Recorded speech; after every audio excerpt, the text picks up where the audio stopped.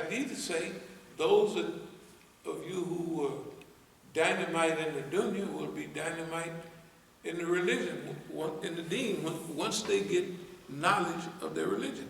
Right. Okay, so if you analyze our progress, we were back in the 60s. If Malcolm was martyred in 65, when we started doing what we was doing in 68, we had already caught up with Malcolm because we were implementing black nationalism. Everything he had talked about, that's what we was doing with our knowledge. You see what I mean? We implemented at our time.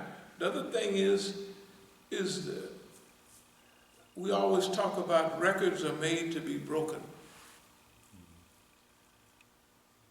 When we was running track and stuff, Jesse Owens' record, 9.6 and 100-yard dash, was big.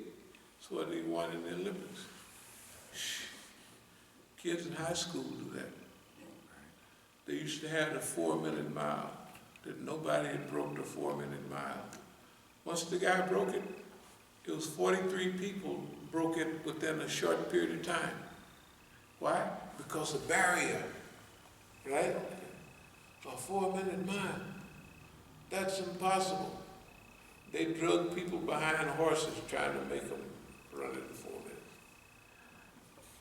But now, everybody, they run a 4-minute, a 4-point-something minute mile now in a 26-mile marathon. Yeah. That everybody, the ones that's going to win, they're running a 4.5-minute mile for 26 miles, not no 1 mile. Right? Not know up and down the street, and not know, hey man, that's the thing about progress, about development. Records are made to be broken. And weightlifting and bodybuilding and all of that, those records are made to be broken. And people was thinking, oh, if we said we was out in front of King or Malcolm, they came along in the 1960s. We were there too. We heard what they said. Okay, they didn't get a chance to implement it, but we implemented it during that, right after their period.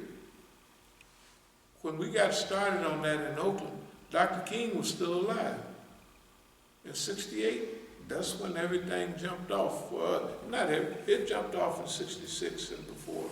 But I mean, really like, hey, this is happening. Yeah. Okay. So we had a chance to implement that. But there are people, they get heroes and they feel, who are you to say that you are of that caliber? Well, we would have to be that caliber because the game is elevated. You know, if you drive a 68 Cadillac, those things have a 472, some of them have 500 cubic inches. They got a 4-barrel carburetor, they get 11 miles a gallon. Yeah. In the city, I mean, on the highway, they get 7, 8, or 9 miles in the city. Right. They have a 4-barrel carburetor. Okay? If we drove that, now, we would be, it wouldn't be the speed limits, whether it's cars, whether it's technology, whatever it is, right? You evolve. Okay? What people have been doing is they choose special people and they raise them up and they make them icons, and then it's like they're non-approachable. Yeah. That means if they raise them up, they don't have to do anything. They just raise them up. Yeah. Yeah. That is the saddest thing. That's what's going on with Malcolm and King. Do you notice the news, how before this Black Lives Matter, how they kept trying to take us back, instead of going into a new world, they kept taking us back to John Lewis now, the Pettus Bridge, right? Yeah. The March on Washington. They kept us back there. They didn't keep us, but everybody else, they stayed back there. Right? Okay, so today, this is science fiction stuff. This is, everything is moving quicker, bigger. Okay. We have to evolve ahead of the curve instead of behind the curve. If we stayed back there, everything that they do to people, they would do to us, and it would be, they could just get away with it. Okay, so, earth liberation, utopian thinking. It's possible, but not only is it possible. See, in goal setting and all that thing, that type of thing, that's the first thing that you have to deal with, is to believe it's possible. If you don't believe that it's possible, you won't do it, because it's impossible, right? Right. And people are doing the impossible every day. It is impossible till somebody do it. It's impossible till somebody do it. Okay, so now, the world in which we live in, can you imagine where we are, let's say, in the last few years, what we've been talking about, and where Boss Man is at? Almost, you might think that we don't have to do a whole lot. All we got to do is stay where we're at, and Boss Man is coming down, look at it, look, tell the truth. Right. He's coming down so fast. Yeah. He's coming down so fast that eventually people will look around for an alternative, and there will be. That's why we have to have good ideas and confidence, and have thought this stuff out, so when people come to us, we have a realistic solution. You see what I mean? We're not conspiracy theorists, we're not this. No, this is what we can do. Just visualize the world you want to live in. Just picture it in your mind. Okay, don't worry about how you're going to get there. First, you picture it.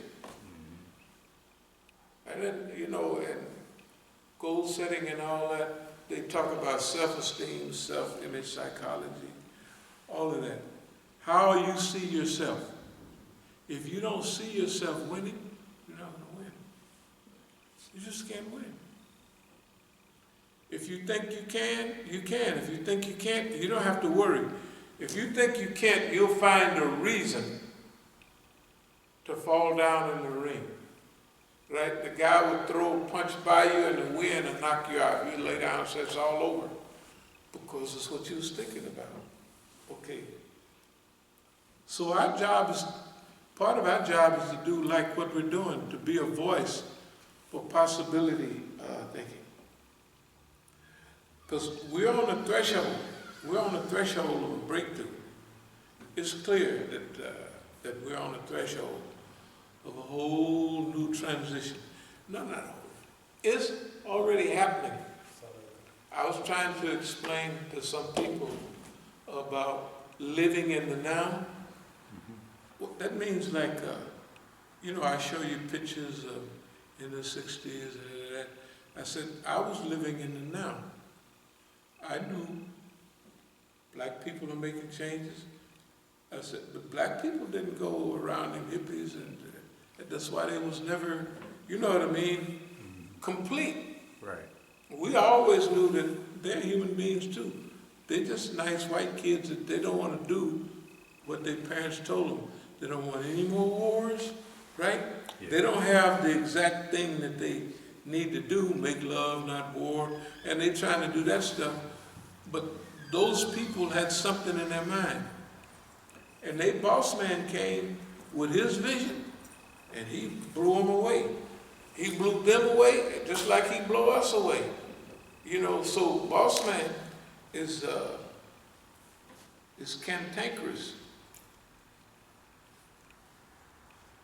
So limitless dreams, unrestrained, unjustifiable optimism. That means if you take out a scale and weigh it and you said, do you have enough justification on this side to be optimistic on that side?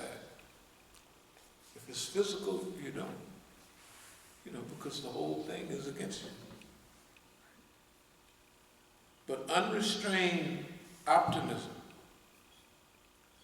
unjustifiable optimism, that's our position. In other words, we don't have to have a whole line of corrections and statements and what to prove our unreasonable justification. What we have, though, is history, scriptural history and history from the masses. There have been people who have rose to prominence and challenged other systems over and over and over again. And they wasn't supposed to do it. They wasn't supposed to do it. Okay, they didn't have the wherewithal to do it. They didn't have the credentials to do it. That's why Muhammad Ali was so, he was whooping people. He'd tell them, I told you I was going to do this, I told you. They said, even Sonny Liston said, that boy really can fight. He really can fight. He's just not a big mouth. Tazkiyah bin Nas. Tazkiyah bin Nas is like in human potential. Potential is something that's potent, something that's powerful, but it has not become yet. A seed is full of potential. But you got to put that seed in the proper environment, right? You got to water it, you got to make sure that it's cultured correctly, and the potential in that seed will develop. Mathematically certain, if you put out 100 seeds, 90 of them will develop, So that's good enough. If they're placed in the proper environment, if they're nourished and if they're cared for. So if our ideas are nourished and cared for and developed, right, and guided, we can do anything we want. So limitless, unrestrained vision, unjustifiable optimism. As we said, potential is something that's powerful, it's potent, but it hasn't yet developed yet. It has the ability to become. Okay, we always talk about Star Trek. Star Trek is when they, we always, believe it or not. You ever heard of Trekkies? Yeah. Technically, just between me and you. And I had a gangster office. I'm talking about plush carpet. I had a skylight where the light can come in from the outside. Okay, yeah. Yeah, I had my office and everything. And I'd be in there at 4 o'clock watching Star Trek. Yeah, because they came out in 65, 64 and 65 and 66. Shoot, I was watching them reruns. I don't know why, I just liked them. So technically, I never had a Star Trek hat and all that. Like little Spock ears and no, stuff. I never had none of that. I didn't play that. But I would be classified as a Trekkie, okay? Because it talked about new worlds and possibilities. And that's why I always said, we got to Star Trek them. We got to go beyond. And that's not only for us. Every time in history, when humanity came to a certain barrier, they had to outgrow that barrier. They just had to. Or they would stay either in slavery, or they would stay misled, or they would stay under communism or socialism or ooga-boogaism, whatever it was.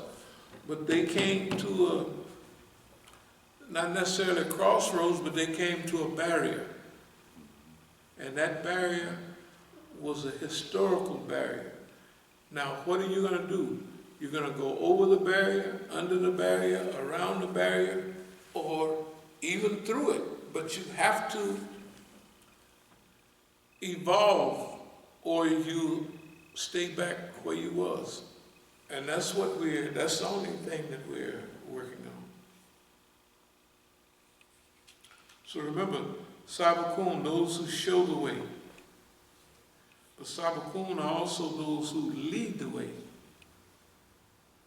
I would say right now we're in a position of those who show the way. I'll just repeat that again. Those who show the way. As we get structured and organized and more developed, and we have movie-making capability, and we do our classes like Department of Strategic and Islamic Studies and all of that, okay, at that time, we will begin to lead the way. But right now, we're doing our job by pointing the way, by telling the people, this is possible, man. It's very possible. Okay.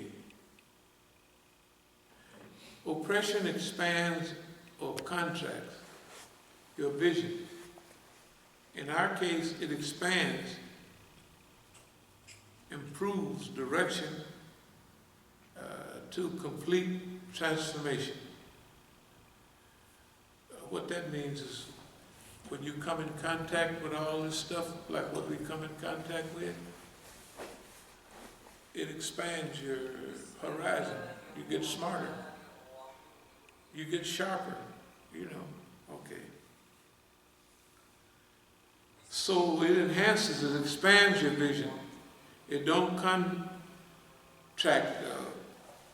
it don't shrink your vision. So it improves our direction. Complete transformation. Not reform of global system. Not partial, but complete transformation. See, people, they want to improve the situation. During Obama's administration, he used to come up, he could feel that China was overtaking him. And he'd come up and he'd say, we're still number one. I don't know if y'all remember that. He would say, we're still number one. But by that time, he could smell it, that he wasn't number one now, by then. And definitely not now. But the thing I would like to say is, America could be number one again. But how? Like in the old days, that stuff they had about democracy and all that, this was a big lie. We've never seen it. But it captured the imagination of the world. Now, if America want to be number one, they have to go into a field like we do that nobody is prepared to go all the way. And they could lead the way. America could jump into environmentalism, I mean big time. And no more fossil fuels, no more this, that, and other. And I mean be buckling down tight. They could lead that because all the engineering, all that technology would be put into that, right? So other people would have 20% of their stuff into that. China may have 30 or 40%. But if America went into that all the way, they could be number one again. If they're only concerned about being number one, they could be number one in leading the world. But remember, leading the world to that balanced creation is earth liberation and all of that. They'd have to really, now you got to remember, there's a percentage of the people that want that. So we're not just shouting in the dark now. There's enough Negroes, even white folks and everything else that are saying, hey, at the same time, we got to do better. I just heard on the radio a few minutes ago, they asked the white lady, is this the picture of America that you had been harboring? He said, absolutely not. Just regular public radio. That's a station.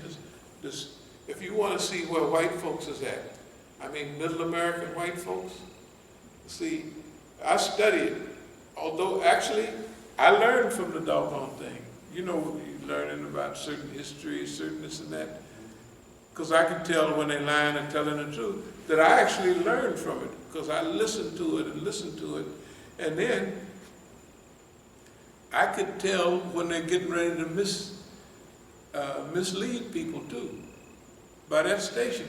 Why? Because they set the people up this way. They've been doing it all the time. So you could tell, I could listen to NPR. I don't have to listen to all the, most of the years, mine earlier, before Press TV, before this, that, and other, I studied them, and I was out in the future on them.